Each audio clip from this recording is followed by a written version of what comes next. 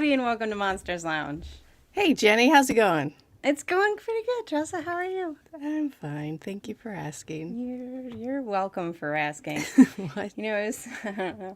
I was thinking while we were watching the intro, one of these days I'm gonna write a book, and it's gonna have the backstories of every picture in there because I want to know about the gossipy Bigfoot and housewife from the 70s. That's what I want to know about. Right? I know. I think one is a career woman trying to get the other one to join the workforce and rise up against The man the man.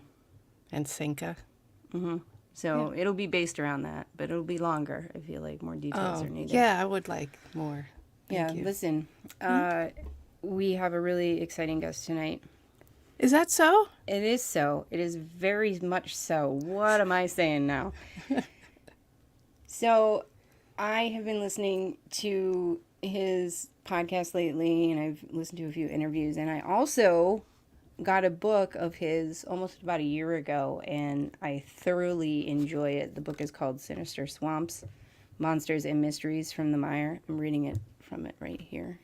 Oh, you can't seem to see It's it. invisible. It's invisible. It's an invisible book. But Lyle Blackburn has to be one of the best storytellers that I've ever heard. When he talks and when he writes about all of the adventures, you kind of feel like you're there. It's fantastic. So he has, like I said, the great podcast, Monstro Bizarro, which has Ooh. all sorts of tales. Like, it's all over the place. It's so good. And he's been on a ton of TV shows, and he's narrated several films. There's a complete list of them on his website, which is lyleblackburn.com. So go check that out, please.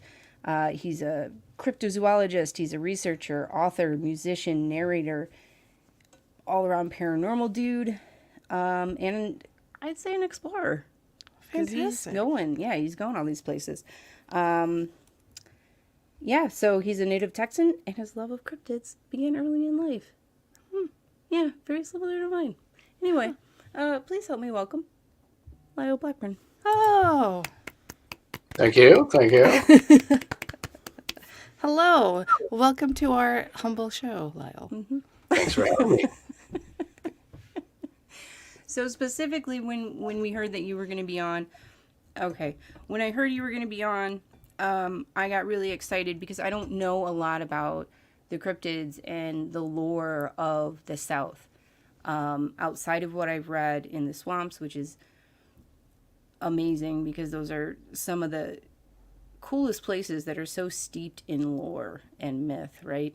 But we were really hoping to hear some stories about some of these cryptids. And Right. I'm sure you have plenty. I have a She's asking. lifetime of work in that, but yes, I do tend to research in the South simply because that's where I live. But also, there's a plethora of strange things that have been reported in lots of different environments. You know, from the eastern portion, like Florida, all the way to the west, where you have arid desert types. So you really get a great variety and in there, and of course, a lot of swamps. So my Sinister Swamps book covers many notorious swamps from around the U.S., but many of those are in the South and Southeast because that's that's where water runs down. So Yeah. it's very swampy. But yeah, so I enjoy these subjects and research them and love to tell these stories. I mean, I see myself almost as a storyteller as much as a researcher or whatever else that's involved. Yeah, and you're very good at it. Like, I love listening to stories. Like, I love audiobooks and like podcasts that are just stories, and the way that you tell them is very, very interesting and intriguing. And I had no idea like how wildernessy like swamps and bogs actually are. Like, I've seen them a tiny bit, but not much. But then I was watching Naked and Afraid. Be quiet, Tressa. And they do like a couple of episodes in Swapland and in the American South, and it's impressive.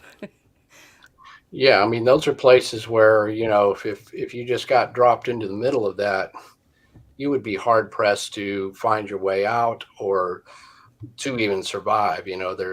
They're beautiful and wonderful, wondrous works of nature, but at the same time, extremely dangerous with pitfalls everywhere. And that's, I mean, of course, any sort of like Scooby-Doo episode or horror movie needs a spooky setting. The haunted house, like in your background, is always next to the swamp. It's Yeah. like you combine those things, but it's true. Swamplands are places that are the least developed. I mean, and in the South, we don't have those huge like Pacific Northwest forests, a lot contiguous woods. We have a lot of broken up environments, but where there are areas like swampy woods and things like that, it's not very easy to develop. So you don't have a lot of foot traffic, a lot of people. And in some cases, those lands are still as they were, when the country was settled. So if something were to prefer a remote, secluded environment or to survive to the modern times, those are great places because, they're more out of the way. So if you were like a lizard man, perhaps you would prefer that sort of environment? Exactly. And perhaps not coincidentally, the most famous Lizardman case is from Bishopville, South Carolina. And it's a very, very small town in Lee County. And what the incidents that took place primarily in the late 80s, where people reported seeing this bipedal, upright, reptilian, humanoid type creature with scales. It was described as either brownish or green, a really creepy type creature. And it was seen near an area called Scape Swamp. So it was definitely associated right there with a swamp. And I did not cover that in Sinister Swamps because I've written a book called Lizardman, which covered this crazy case that involved the sheriff of Lee County and all these deputies. And I mean, there's police reports, all sorts of stuff that were involved in that case as citizens came forward and said they had seen this creature. Whereas most cryptid cases, somebody may call the police and say, I saw a Bigfoot or whatever. But this was continual involvement by police detectives and the Sheriff Truesdale, which before his death, I spent some time with him and looked through all these police files and when I was working on the book. So He pretty much- they actually investigated this. They weren't just like taking stuff down. They actually went and did investigations about this thing.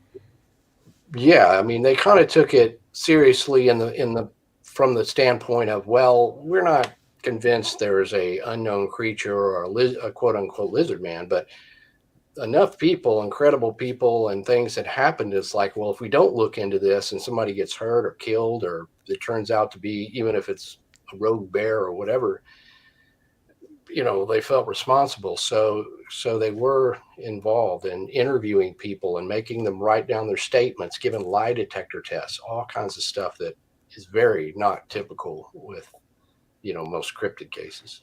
Right. That's great.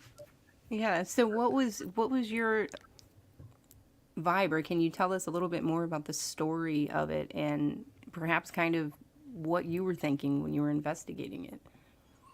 Well, this all started in around June of 1988. And the very first thing that alerted the police is they got a call from a couple who lived right on the edge of Scape Swamp. And they said they woke up and it looked one morning and it looked like an animal had basically attacked or mauled their vehicle, their car. And they see footprints and stuff was ripped off. The trim was ripped. There was, look what they thought were bite marks or scratches. And they were just like, this is crazy. So the police came down there and the deputies were looking at it and they thought, this is really bizarre. So they called the sheriff and they were trying to make sense of this. And as they were looking into it, some of the locals kind of started gathering, and one of them suggested, well, maybe it was the lizard man. And Sheriff Truesdale said, the lizard man, what do you mean?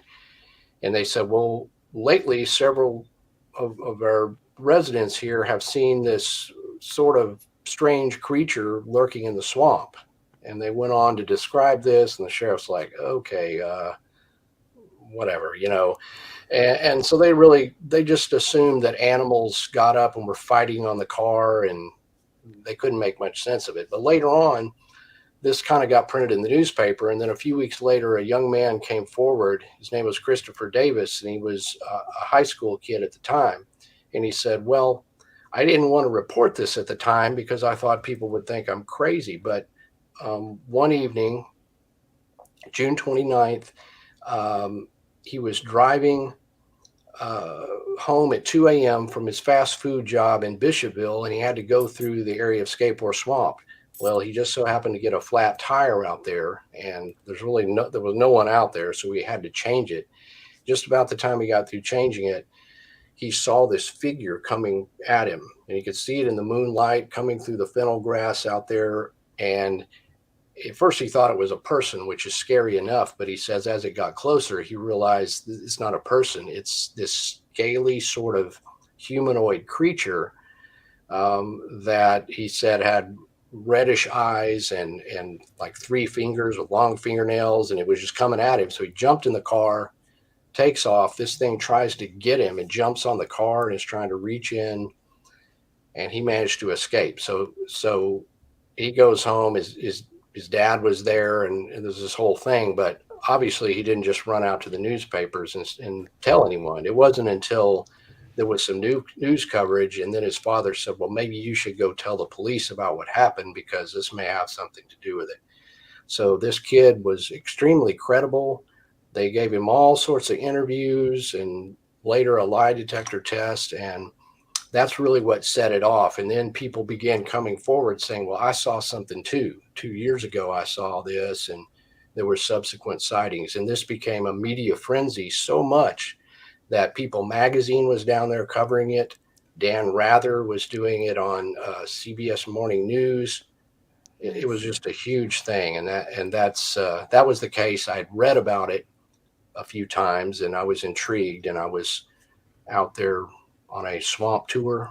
I'm sure most people go on swamp tours. I mean, I was going around the South, going to various swamps, and I showed up in that town, and I met the sheriff. And my take on it is that, there's credible witnesses, and you just can't really explain away what they saw. I can't say it was a flesh and blood creature, an unknown thing. But by their description, it's just hard to explain what they saw. I think there was a lot of frenzy around it, and I think some people probably see things and maybe add to it. But essentially, there was a core of intriguing sightings that never has been explained. Did the sightings basically drop off after some point? Yeah, more or less. They if you dated back with the people who said they had seen stuff prior to the news coming out, that was around 1986. And there was sightings that went to around 1992. And one of the later sightings literally was a family of 4 people who all saw it at once come out. And the police took them down there and interviewed them. And I've got the handwritten papers. And you look at it, you're like, whatever these people saw, they're not making this up, Then after 1992, it did just sort of just drop off, and you just really didn't hear of any sightings in that particular area of what we call quote unquote lizardmen. Do we know why it hates cars so much? That's a good question, because that wasn't the only one. There was 2 other cars that were mauled in this whole thing, which was just another whole bizarre, side story to it. And so, yeah, like I've seen cartoons where, Lizardman's like, I hate cars. Technology. Hey, man, he was like going for green energy before anyone else. I mean, he's green, he lives in the swamp. It makes sense. Yeah. I mean, faded away when he felt that he had protested, or he got a little too old to protest. Perhaps. Right. He's old and should retire. So, yeah, it's just one of those strange cases that I had read about, and they sort of highlighted Christopher Davis's sighting, but there was a lot more to it. So once I got to the town and started kind of sussing out the story, and I was meeting other witnesses who literally had seen the lizard man, or what they thought was the lizard man, back in 1988, I was able to interview them. So it really started coming forth with it. I'm like, this can make a whole book, so I ended up just doing that book. Were there any sort of like reports or sightings? Like, I know that sometimes these stories sort of morph over time depending on what's going on culturally, like during the time period. But was there anything that seemed similar that was reported prior to this, or like a lot of cryptids have that tie back to some of the first peoples? Was there anything that you could find that tied it back a little bit?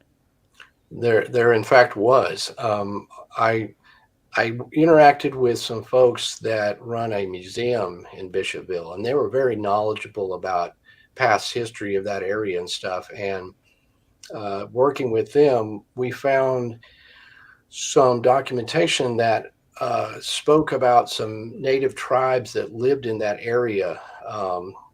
Back in some years in the past, in Native American, before settlers came in there, and these stories were kind of written by people who had first explored the area, and they described in one of their tales this race of people that they said came from the sea, and they were scaly, and they had a very short, sort of sharp tail, and they said they had to kind of dig a hole if they wanted to sit comfortably in order to talk. And they said these creatures, like they were described as somewhere, I guess, between almost a creature from the Black Lagoon is what it kind of vibe it gave me.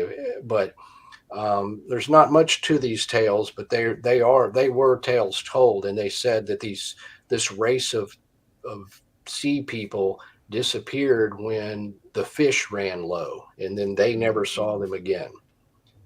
So I thought, it's like, here's the crazy thing, is because like somebody like Christopher Davis, this kid, he's in high school. There's no way he would know any of that. I mean, Yeah. this story is coming from people who've just historians that have delved, deep dives into this. If people wanted to make this up, you couldn't even make it up. And there you had at least some sort of similar creature described by Native Americans in the very same area. It's weird. Wow. That always gets me whenever there's stories that go sort of through the ages. Obviously everything changes, but the ones that tie back, and there's something. There's a little something going on. Yeah, I mean, you kind of always want to look at a case and say, well, it didn't just pop out here. Perhaps, like in this one, some old timers said, well, yeah, 2 years ago I saw this, but what am I going to do? Run to the newspaper?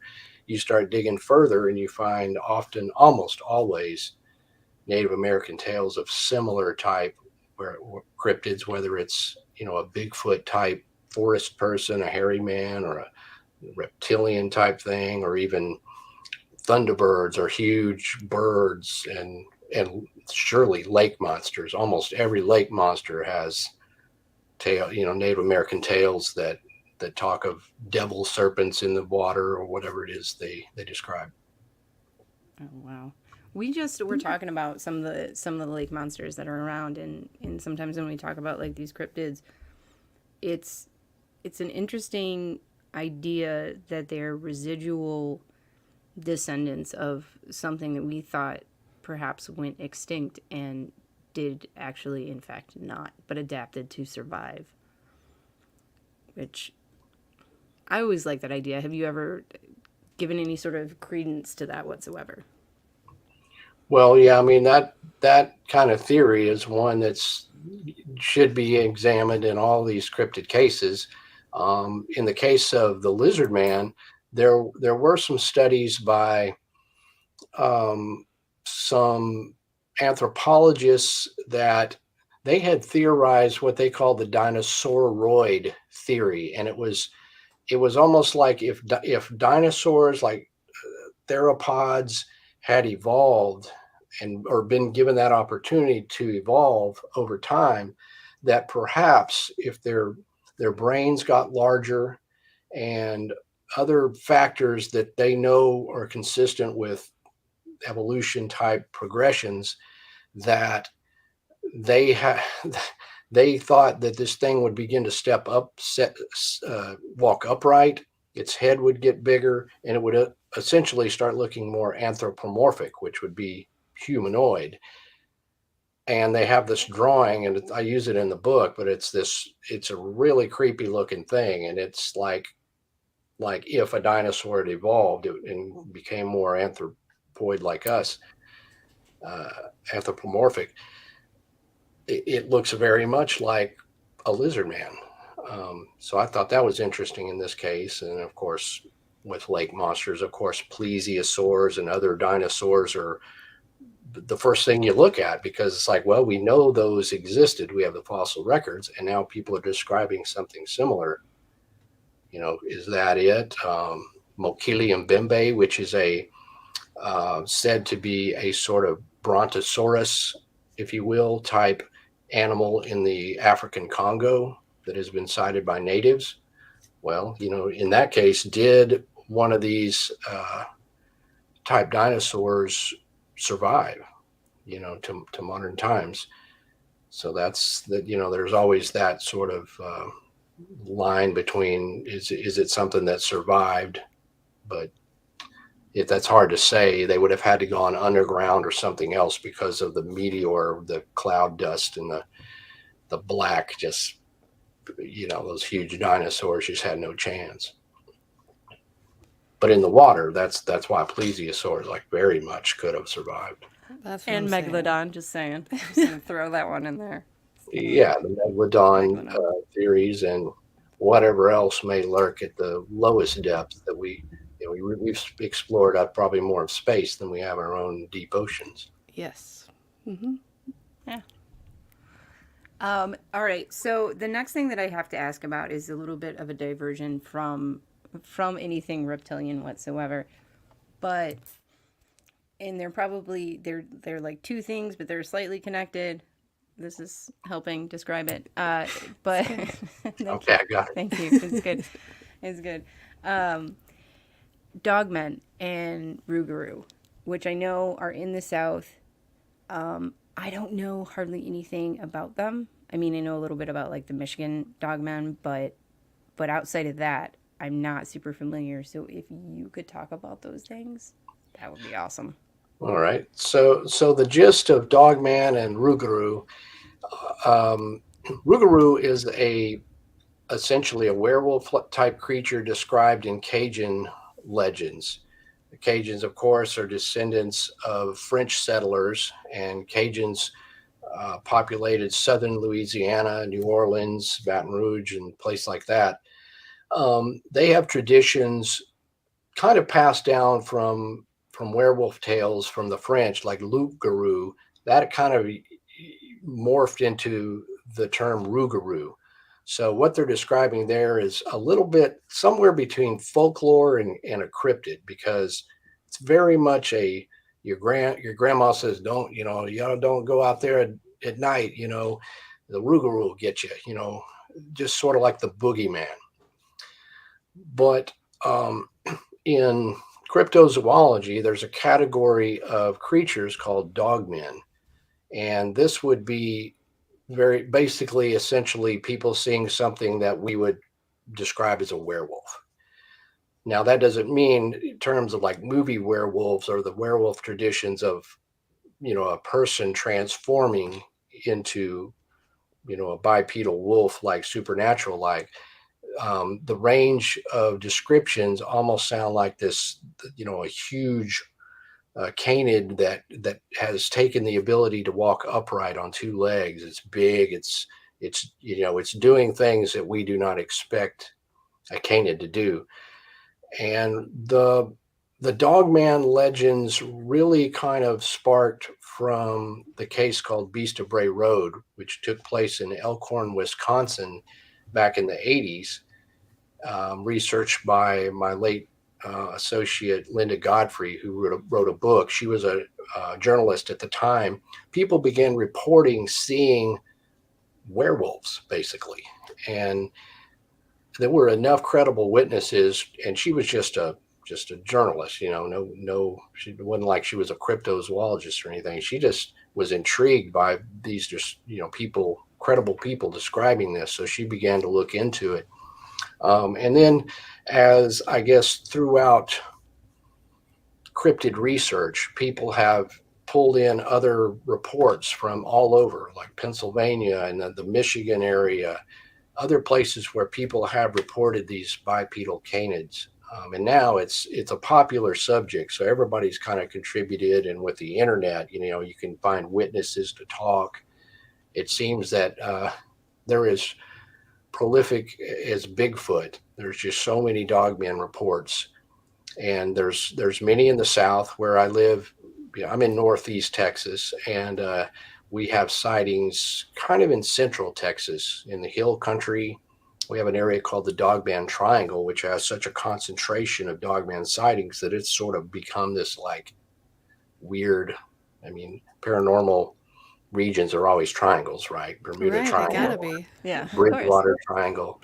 Hmm. So we have the Dogman Triangle here, and so these reports are just, they're coming out a lot now. So this is been a popular cryptid study in the last few years, and of course that kind of looks back to Rougarou, where we say, well, maybe this isn't all folklore, maybe, and like a lot of this, some of it may be tales, but it's got to trace back to something, and perhaps these people did, a certain extent, see something that they thought was a werewolf.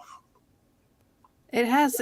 I feel like we've been hearing a lot about Dogman in the past, I don't know, 5 years or so. It just really popped up all of a sudden. Yeah. Is there, obviously the Rougarou has been around for a very long time, but like up north, is this a more recent thing? Pretty much. That's the thing. It's like, I've been doing this a long time, and you just didn't, a decade or more ago, you just didn't hear much about Dogman. It was all sort of Beast of Bray Road case. Mm-hmm. And then I knew of some other scant reports, that people had seen similar creatures. Kind of the same for the Lizardman. It's like the Bishopville Lizardman is the primary one, but there's scattered reports of similar things. It was like that, but like you say, in the last 5 years, especially with internet shows and things, Dogman stuff is reported everywhere, and a lot of it is very recent. So either just the stories are just now coming out in some cases, or these things are breeding and running amok out there, and we better get over bullets. Yeah, we gotta spay and neuter our dogmen. They're getting everywhere. Seriously. Come on, be responsible pet owners. Right. Yeah. So, you see trends in everything, and so it's a popular thing. So that, and it's more acceptable. It's like with Bigfoot. If 20 years ago, you really didn't want to tell people you saw a Bigfoot. Right. Nowadays, it's like, hey, guess what I saw? It's all over cable TV. Everybody's seen Finding Bigfoot and everything else.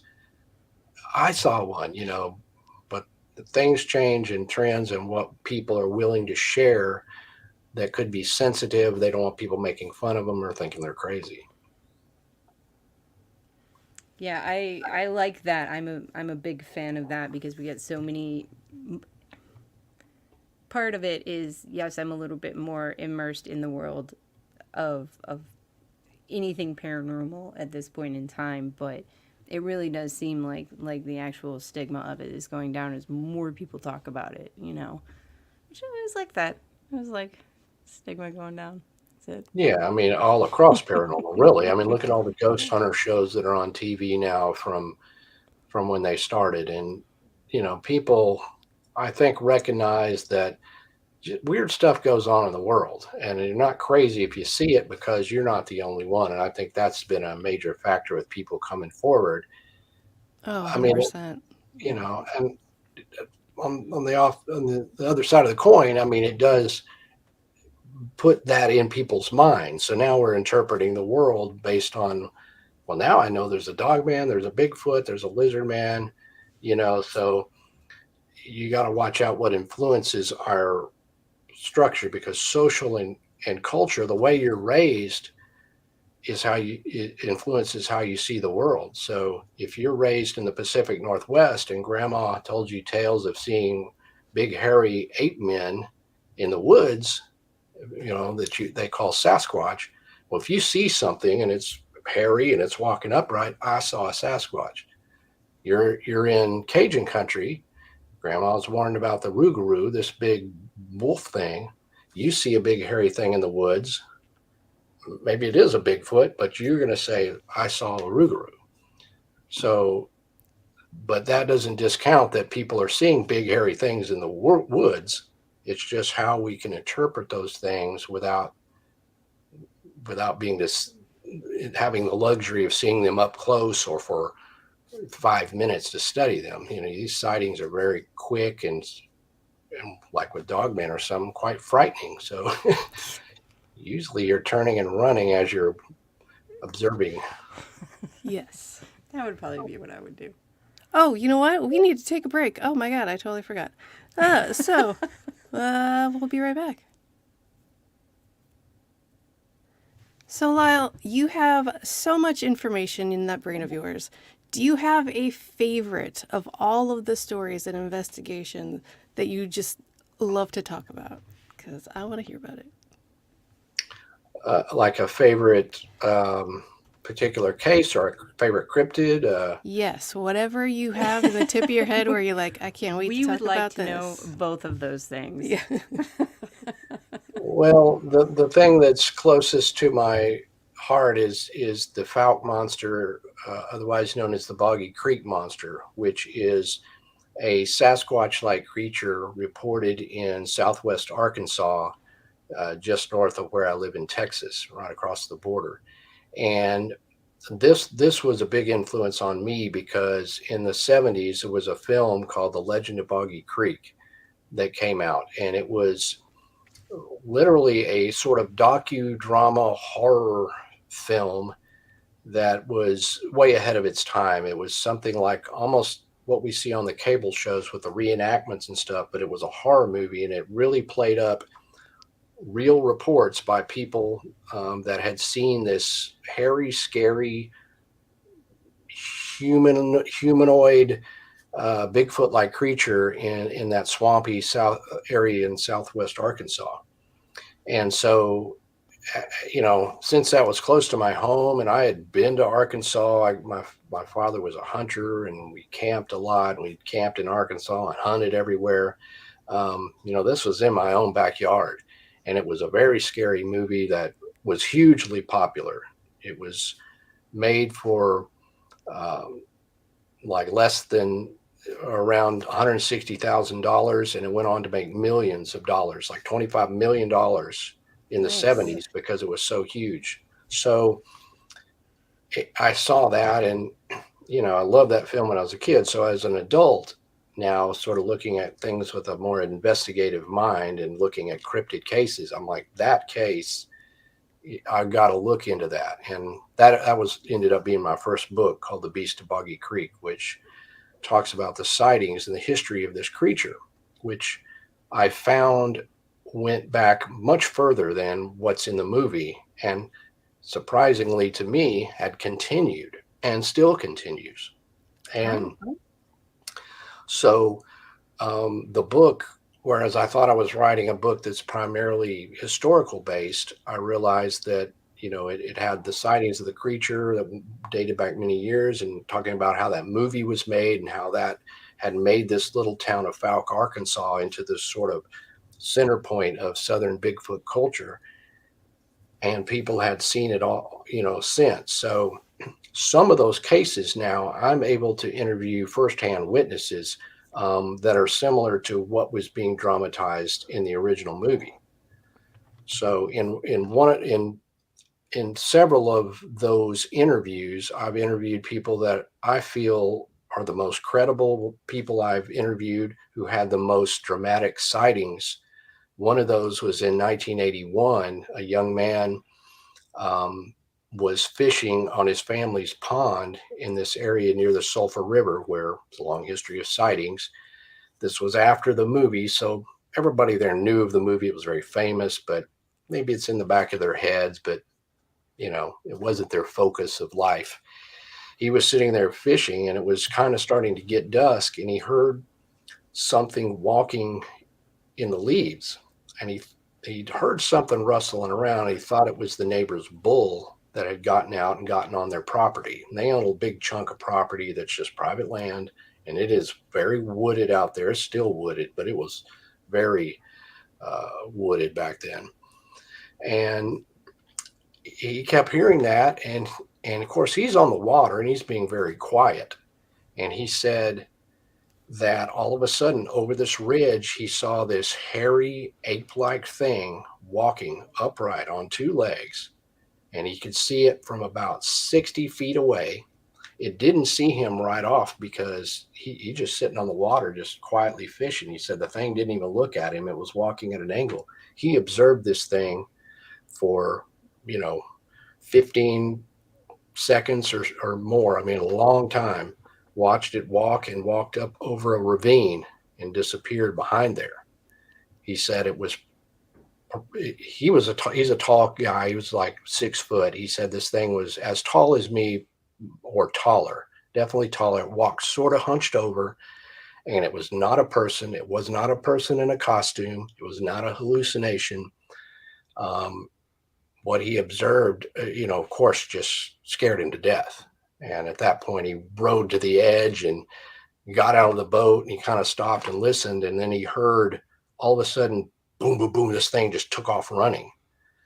He didn't stay to see which way it was running, at him or away, but he just took off running for the house, where his dad was driving up, and he saw his dad. He's an excellent witness. I've gotten to know his entire family, as I have many people there in Falk over the years. I know his dad, his mother, very fine people, and he's an excellent witness. And those are the kind of things you just can't explain, because I'm like, this guy saw that, and I can't tell you what exactly he saw, but I tell you 100%, he's not making this up. And this is the kind of thing that keeps you going, because again, there's unexplained things in our world. Oh, wow. How thrilling, too, for you, having seen the movie and then investigating all of these things and talking to these people. Yeah. Yeah, it's very surreal, because I watched the movie. I saw the movie just the one time as a kid in a drive-in theater, and then it wasn't until years later it was on TV, and then somewhere later I found a DVD. And I've been a musician most of my life, and I would sit on the tour bus and I would play this DVD over and over, and the band members thought it was nuts. It's the greatest movie of all time. I love the movie. So it's surreal that as it has gone forward, once I wrote the book, I interviewed these people. I visited places that are seen in the movie, people who were involved. The new release of the 4K HD Blu-ray has a commentary track on it by me talking. You can turn that on and it gives you extra history, because I've been involved with the restoration of the film. There's been a restored version by Eastman Kodak. So yeah, it's really bizarre to be involved. And there's a Falk Monster Festival now every year in the town. It's a lot of all Bigfooters love to come to Falk, and it's a big deal. So it's an honor to be involved and to sort of carry on that story, like I said, to document sightings that have occurred since, rather than just talking about all of the past. And it is a current story. Man, yeah, that's got to be. Yeah, I can only imagine how thrilling that is. Um, much like meeting the voice of Kermit. I'm just gonna throw that out there. Whatever, it's fine. Um, Exactly. yeah, exactly. Like, so I don't. I first got interested in cryptids and stuff from movies that I would see as a kid, like some of those horror movies that were just, about the creatures and about things, because you always start to think, well, hang on, what if? Right? And you take away like the horror aspect of it where they're running rampant and killing everything, but what if? What if some of these things exist, and you read old mythology and folklore and all sorts of things, and that's awesome.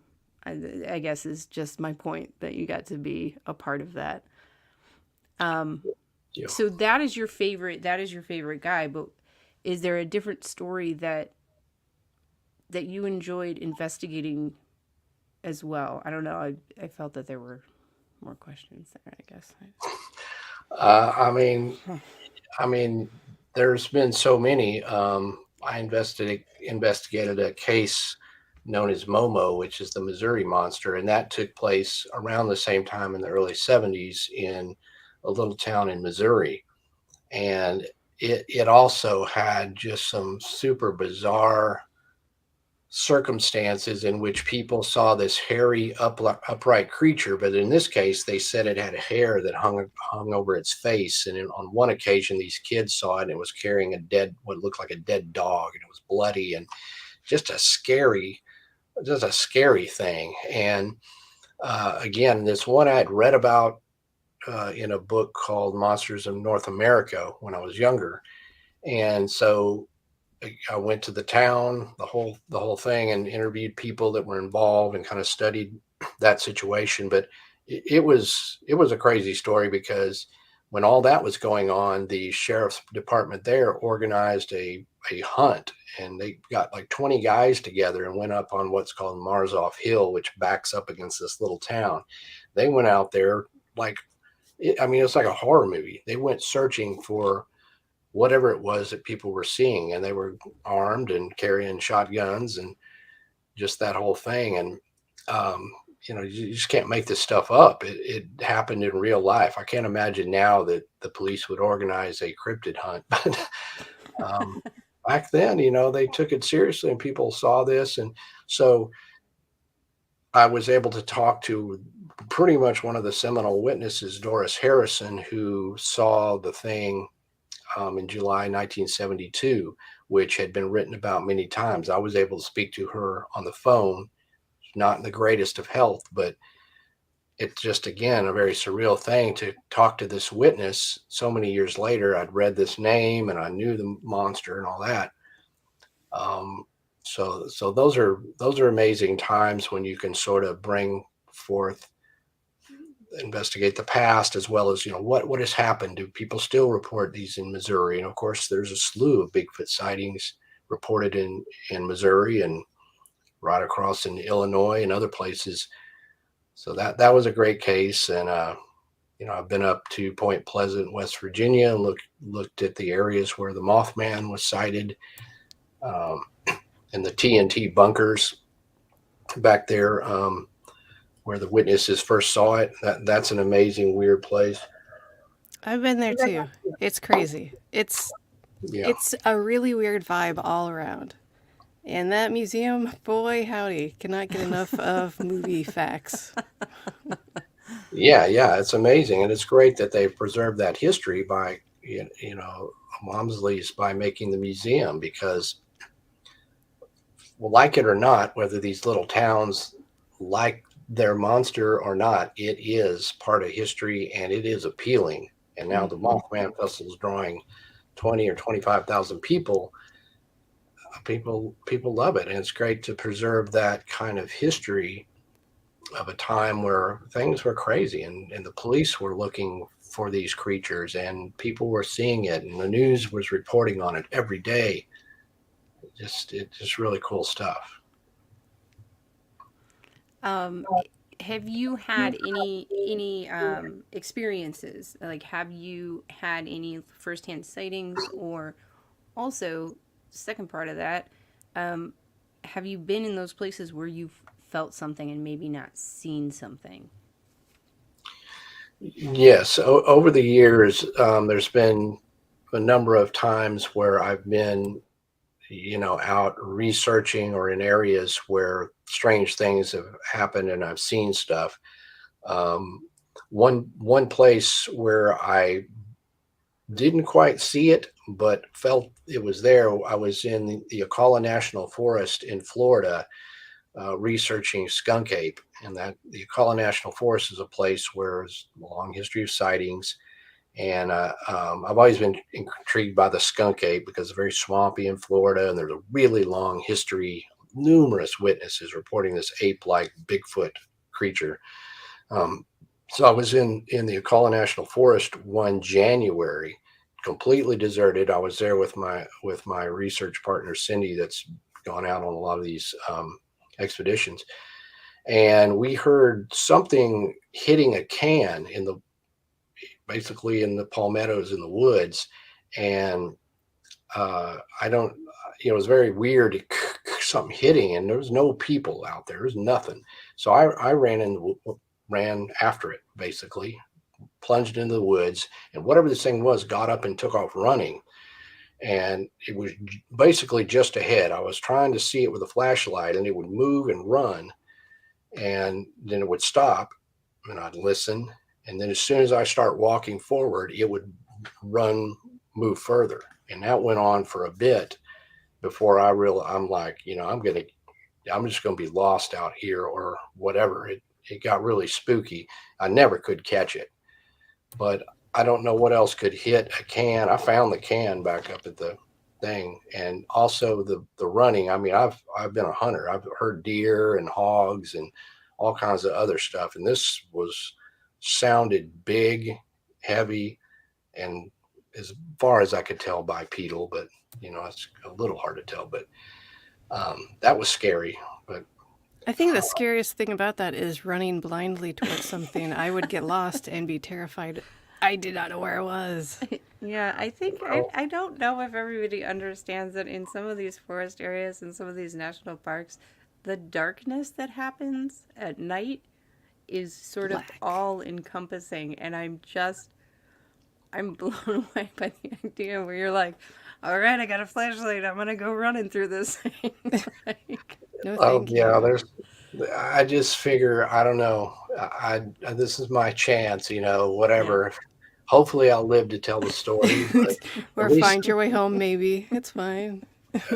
you're right. I'll get out of here. I mean, somebody will finally, surely. They got But it I mean, right. I'm just kind of, there's only been a couple of times I've been scared. I mean, I've come up on alligators and cottonmouth water moccasins, and I've seen bears in the wild, and the bears move very silently. When you come out and you see a bear, you're like, you didn't hear it coming. I mean, it is so adept in the woods. It's a little scary because they have more power than you. Yeah. I wouldn't chase a bear, but That's good. but Seems apparently reasonable. apparently I'll chase a skunk ape. But um, I the only time I've had a sighting of a cryptid, or believe I did, was in the Boggy Creek area, and this was not long ago. In fact, in 2021, a lot of stuff has happened there over the years. Howls and something stalking us, and I ran after something once in the dark, but never could see whatever it was clearly. But this was in the day, and I was there, and I just so happened to be on my way to interview a woman who had recorded some really intriguing howls that sounded a lot like what we had heard before and what other Bigfoots are purported to sound like. Um, this was like 3:30 in the afternoon, and we were standing at the edge of this bayou channel, which is, there's a bayou there, but it has a channel, like a water channel. It's deep, and there's alligators in that and everything. And I just happened to be looking at these two trees that we are familiar markers. We've camped there for many years, and we were just looking at the water level or whatever, and I see something catch my eye, like movement, And I looked over there to see if it was just the leaves moving or what it was. And right, right through this clearing, I see this big reddish looking thing move across there, walking or whatever it was. It was just big, huge. And it was only in view for a short period of time before it was just in the thick brush and gone. This is like in May. So that's, the foliage starts growing up. It's really thick down there. You can't see very far. This big reddish thing. And I don't know what else it was. I can't say 100% that was one of these creatures, but no, there's no people over there. It's not owned. We've never seen a person over there, and you can't get over there without going through the water. And there's no cars here, no one parked other than us. And my friend that was there, he didn't see it. I mean, it was very short. But here's the weird part is you would think, well, not many people describe Bigfoot-like creatures as being reddish in color. And typically they're, black, dark brown, reddish, brown, what have you. But we had been at this place called the Monster Mart up in the little town of Fouke, this amazing convenience store that has a giant Bigfoot coming over it. And a local there that I happened to talk to said he believed he had seen the creature just weeks before that. He said it ran across a road, and a road I'm familiar with, broad daylight. And he said to me, it looked kind of like an orangutan. Because that's what I would describe the color. He said, and this just happened. I mean, I just happened to be in there, and this guy happened to be there because some of the locals have seen stuff, but they're not on the hotline calling Lyle Blackburn. Yeah. They're just, well, I saw this. It's just sort of take it or leave it. Well, he had described seeing this reddish thing, and it wasn't 20 or 30 minutes later that we're down there, and I literally see this big red thing move across that clearing. So that was bizarre. That's fantastic. Yeah. You guys, we got to wrap it up. It's about that time. Oh man, it totally is. Lyle, tell us all the things that you want people to know about you.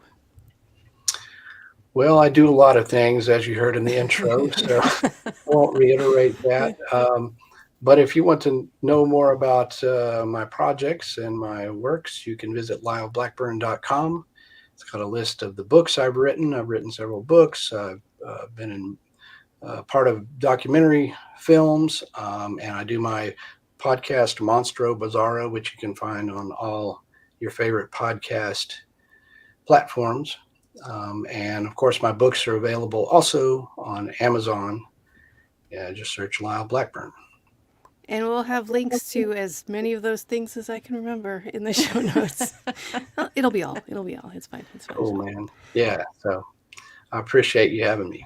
Thank you so much. much. Thank you so much for coming on. And we have our new website is up, right, Jenny? It is up.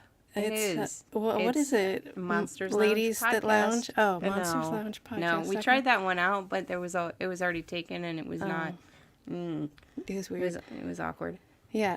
Anyway, you guys, check out the show notes for Lyle's stuff. Check out our website for merch because girls got to get paid. And rate, review, subscribe on all the platforms. We love you, and we will see you next week. Goodbye. Jesus Christ.